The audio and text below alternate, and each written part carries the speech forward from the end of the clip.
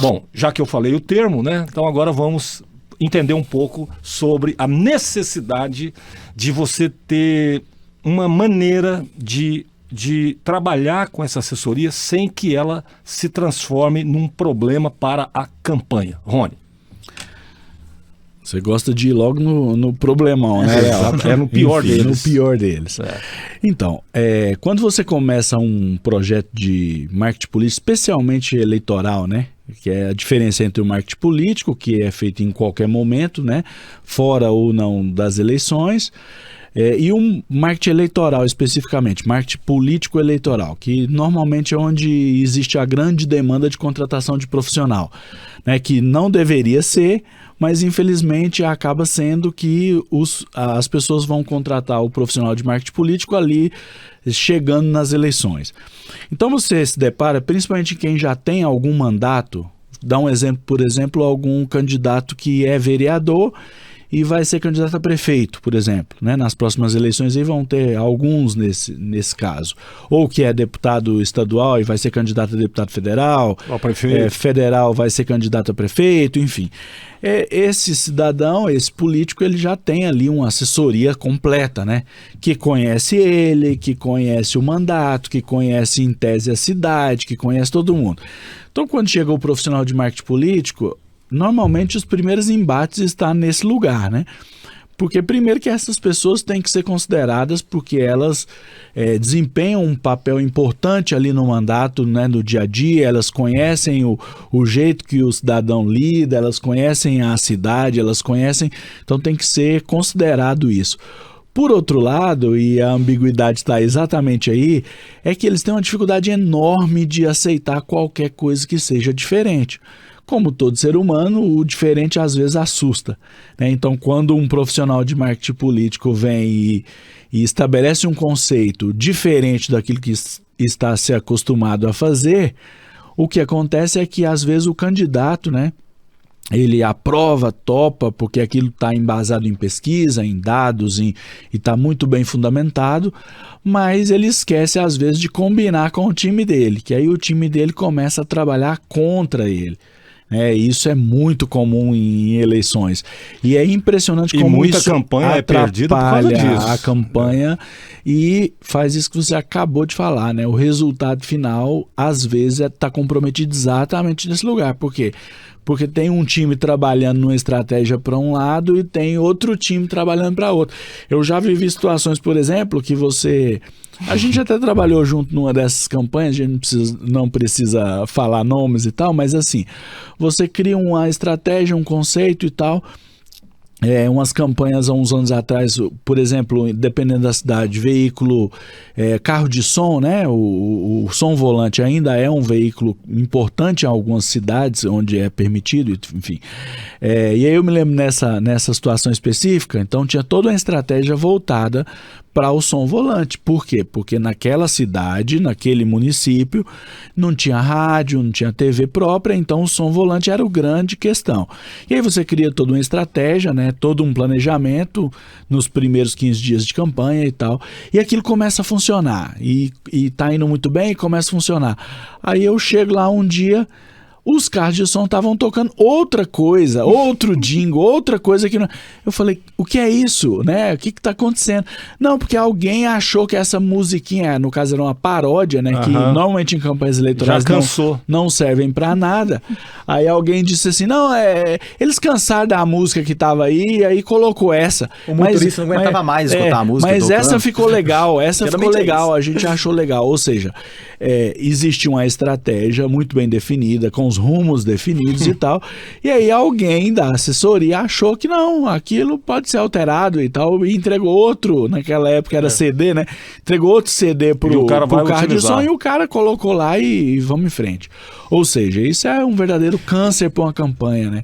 Porque elimina a estratégia, elimina o conceito e naturalmente mina com muita força o resultado final de uma campanha. Isso numa cidade pequena é esse o problema. Agora imagina numa campanha para governador, para senador, para presidente, que é muito mais grave. Agora você está só abrindo um parênteses aqui para você, assim, para deixar bem claro o que é isso, né? Uma vez eu estava participando de uma reunião sobre uma campanha numa determinada cidade, que eu não vou falar o nome aqui porque vai dar BO, né, e tal. Mas eu vou explicar o que aconteceu. Num determinado momento, esse negócio aí era tão grave, né, que um dos principais assessores virou para mim e disse assim, não, é porque você não é daqui, então você não entende, mas aqui, o povo aqui é diferente. Então, isso que você está dizendo não funciona aqui porque o povo daqui é diferente. Tava toda a equipe do cara, da assessoria e tal, tava tudo lá. Aí eu olhei para ele assim e tal, pensei bem, né, que eu sou uma pessoa com uma paciência enorme, olhei bastante, aí eu falei, não, realmente, cara, você tem razão. Por exemplo, quando o avião pousou aqui, né, no aeroporto, eu reparei que a propaganda da Volkswagen, da Bombril, da Coca-Cola, e fui citando vários, aqui ela é completamente diferente do resto do país. Só tem aqui. Então você está correto. O povo aqui realmente é diferente. Aí, olha só o efeito disso. Ficou aquele negócio assim e tal. Aí tinham duas pessoas, assim, na primeira fileira, né? Um virou para o outro, não sei os nomes, né? Virou para o outro assim. Cara, você sabe que eu nunca tinha reparado? Entendeu? Ou seja, cara, se tudo que funciona lá fora funciona aqui, por que só a campanha, o conceito que você está imaginando não vai funcionar aqui? Ou seja, então, por que a gente está falando de assessoria? Porque agora, nas próximas eleições, muitas campanhas vão ser prejudicadas por isso. Certeza absoluta. O papel do marketing político com esse novo formato, né? Menos tempo de exposição na televisão. A internet, apesar de ser um instrumento poderosíssimo, ela tá tão cara quanto a televisão. Com certeza. Então, basta quem trabalha com isso ou quem trabalha com tráfego pago observar o que acontece com o valor, né, das palavras-chave, o que acontece com o valor do anúncio, né, o efeito em que a cada R$1 que se aplique em publicidade, o que isso acontece no período eleitoral. O valor dobra, triplica, quadriplica o preço, né? Tem campanhas que chegam a gastar aí... E funcionam... 400, 500 mil reais em 30 dias no Facebook. Tá, no período eleitoral. Então quer dizer que se exposição também resolvesse, então a campanha que gastasse mais com tráfego pago, ela sairia na frente, né? O que é a mágica do marketing político, né? Não é uma ciência exata, você tem várias circunstâncias que tem a ver com contexto, candidato, conceito. Tem campanhas que não tem conceito. Grande parte das campanhas não tem conceito. O conceito é o próprio candidato. Né? E às vezes o erro é achar que as pessoas votam em alguém por um motivo objetivo. Isso não acontece. O motivo objetivo é o que nós respondemos na pesquisa. Por exemplo, imagina que a pesquisa pergunte para o cidadão brasileiro: quantos livros você lê por ano? As pessoas, elas tendem a responder 1, 2, quando na verdade elas não lêem nenhum. Por quê? Porque como que... Olha pra você ver, o nosso cérebro já nos educa. Vem cá, você vai responder que você não lê nenhum? Você vai dizer que você é um desinformado? Ninguém quer parecer desinformado. Então, a pesquisa já te conduz a uma resposta nesse sentido. E é por isso que nós vemos também, apesar de que é melhor ter pesquisa do que não ter pesquisa, não estou aqui apoiando o achismo, né? Existe método científico por detrás da pesquisa, mas é preciso entender que a pesquisa é um sinal de tendência. Sim. Né? Existe uma tendência. Então, a gente observar, por exemplo, a eleição na Argentina, o Milei, ele ganhou com uma certa margem, né, nas primárias. Mais de 10%. É muita coisa. Considerável, e ainda mais... Pra quem perdeu... Ainda mais vindo de um partido pequeno, vindo assim de uma base inexistente. E continua, né? E continua. Mas aí agora eleito é outra história, né? E aí, quando você chega observa o resultado em que o Massa alcançou, deu uma sensação para o restante dos analistas de que, será que o Milei bateu no teto?